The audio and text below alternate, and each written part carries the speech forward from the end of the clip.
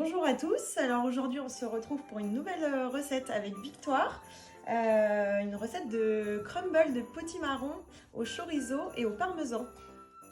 C'est parti pour la cuisine. Alors on va commencer par faire la chapelure pour le crumble, donc avec le pain de marque évidemment, donc que l'on met dans le bol. Hop, on referme et donc ce sera 30 secondes. Vitesse 7. Hop. Et voici. Donc on réserve la chapelure de côté pour notre crumble. Donc on met le parmesan dans le bol, environ 90 grammes. On referme avec le gobelet doseur. Hop.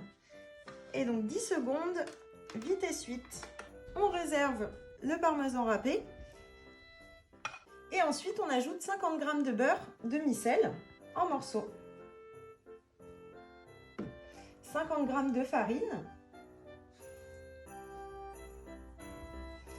et la chapelure que nous avions réservée de côté, donc 50 g environ aussi.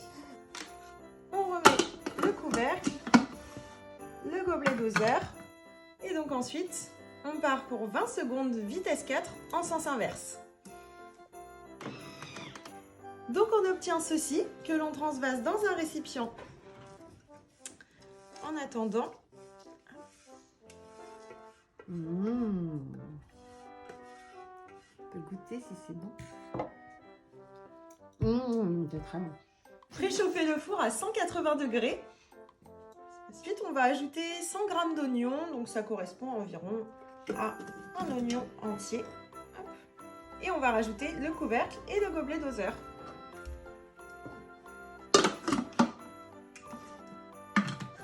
Donc on va mettre vitesse 5 pendant 5 secondes. On racle les parois du bol avec la spatule. Et on ajoute 200 g de chorizo coupé en rondelles. Ça correspond à un chorizo entier. Donc ensuite, on va lancer 2 minutes à 90 degrés, vitesse 1 en sens inverse. Nous allons ajouter 600 g de potimarron dans le bol. Alors vous pouvez aussi décliner avec du butternut si vous le souhaitez. On ajoute également une pincée de sel. On ajoute 2 pincées de poivre. Et une pincée de noix de muscade.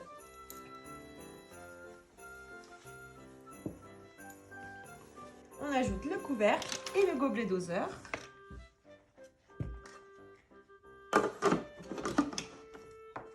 Et donc là, on va partir pour 20 minutes à 95 degrés, vitesse 1 et toujours en sens inverse. Et pendant ce temps-là, qu'est-ce qu'on a le temps de faire? Boire l'apéro, évidemment, c'est l'heure. À la vôtre? Santé! Santé! Santé! Santé! Alors ensuite, hop, on va obtenir une consistance comme ceci, que l'on va transvaser dans un grand plat ou dans des cocottes individuelles, comme vous préférez. Ensuite, on va répartir le crumble sur la préparation, comme ceci. Et ensuite, on va enfourner pendant 20 minutes à 180 degrés. Pile de temps pour boire un coup.